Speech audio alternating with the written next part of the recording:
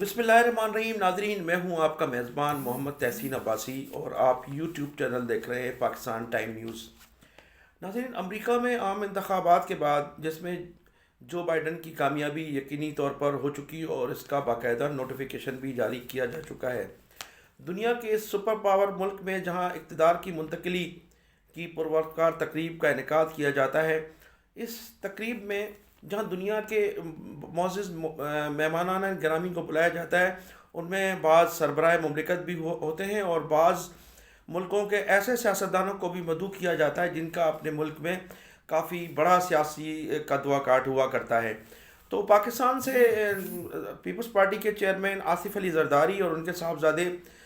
بلاول بھٹو زرداری کو اس تقریب سعید میں مدعو کیا گیا ہے اور دونوں بہت جلد امریکہ کے لیے اڑان بھرنے والے ہیں۔ یہ پیپلز پارٹی کے لیے اور پیپلز پاکستان کے لیے بڑے اعزاز کی بات ہے کہ ان دونوں رہنماؤں کو جو مدعو کیا گیا ہے اس تقریب میں، اگرچہ بعض ممالک میں تو ایسے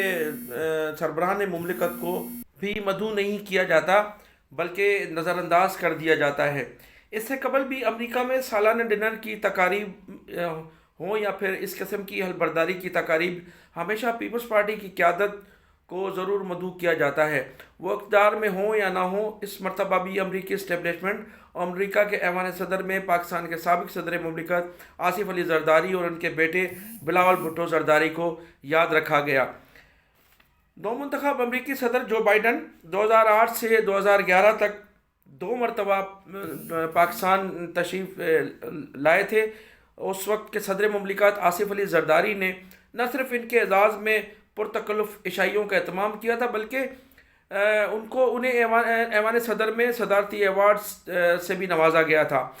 اس طرح سے امریکی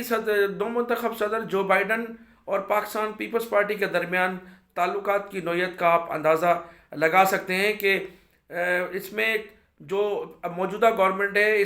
اس کا کوئی اس موجودہ حکومت میں سے کسی کو بھی اس تقریب میں مدعو نہیں کیا گیا ہے اور کسی سیاسی جماعت کو، محض یہ دو پیپلز پارٹی کے رہنما ہیں جن کو اس دعوت میں مدعو کیا گیا ہے اور جو بہت جلد امریکہ جانے والے ہیں۔ آصف علی زرداری اور بلاول بھٹو زرداری کی واشنگٹن میں ہونے والی اس تقریب میں جو دعوت نامے انہیں مل چکے ہیں، شرکت کے بعد یقیناً دونوں رہنماؤں کا سیاسی قد و کاٹ بھی مزید بڑھے گا اور ان کی سیاست کا لب و لہجہ بھی تبدیل ہوگا اور ان کی سیاست کا محور بھی ضرور تبدیل نظر آئے گا۔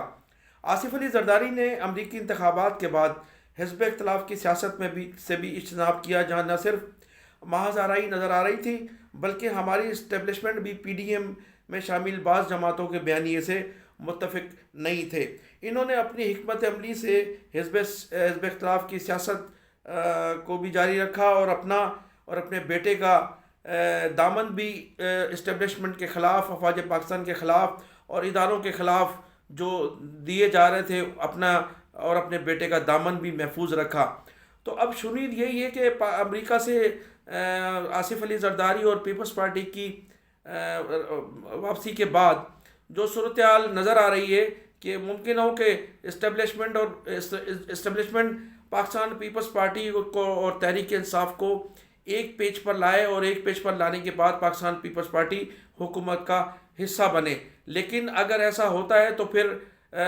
دونوں جماعتوں کے لیے نہ صرف یہ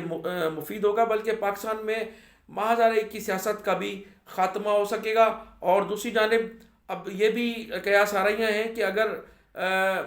ان ہاؤس تبدیلی لائی جاتی ہے ملک میں اور اگر کوئی چینج آتی ہے تو اب ریزرو کھلاڑی کے طور پر آصف علی زرداری اور اس کی جماعت موجود ہے۔ دوسری صورت میں اقتدار اس جماعت کو منتقل کیا جا سکتا ہے، لیکن سیاست کا جو کھیل ہے وہ ابھی جاری ہے۔ اس سے قبل وقت قیاس آرائیاں تو کی جا سکتی ہیں لیکن یقینی طور پر نہیں کہا جا سکتا کہ ان دونوں کی امریکہ سے واپسی کے بعد صورتحال کس قسم کی صورتحال جنم لے گی، کیونکہ ماضی میں ہم پوری طرح سے امریکہ کے چنگل میں پھنسے ہوئے تھے اور امریکہ بہادری ہماری ملک کی سیاست، خارجہ پالیسی ان کے ماتحت تھی اور وہی ہماری اس خارجہ پالیسی اور ملک کی سیاست کو چلایا کرتے تھے، لیکن چائنا سے ہماری گہری وابستگی کے بعد اب کچھ حالات کچھ تبدیل ہوئے ہیں، اور امریکی اثر و رسوخ بھی خاصا کم ہو چکا ہے، جس کی وجہ سے اب یہ کہنا کہ آصف علی زرداری اور بلاول بھٹو زرداری پاکستان آ کر کوئی فوری طور پر چینج لے آئیں گے، لیکن اس کے لیے ہمیں انتظار کرنا پڑے گا۔ کم از کم ان کو ان آصف علی زرداری اور بلاول بھٹو زرداری کی سیاست نے یہ تو ثابت کر دیا، اور یہ تو حالات اب پیدا ہوتے ہوئے نظر آ رہے ہیں کہ اگر موجودہ حکومت کسی صورت میں ناکام ہوتی ہے تو پھر اقتدار انہی لوگوں کو منتقل کیا جائے گا، اور یہی اس وقت 12ویں کھلاڑی کی حیثیت سے پویلین میں موجود ہیں۔ تو میں انہی الفاظوں کے ساتھ آپ سے اجازت چاہوں گا کہ آپ اپنا بھی خیال کیجیے گا، میرے چینل کا بھی خیال کیجیے، اور میرے چینل کو بھی سبسکرائب کیجیے۔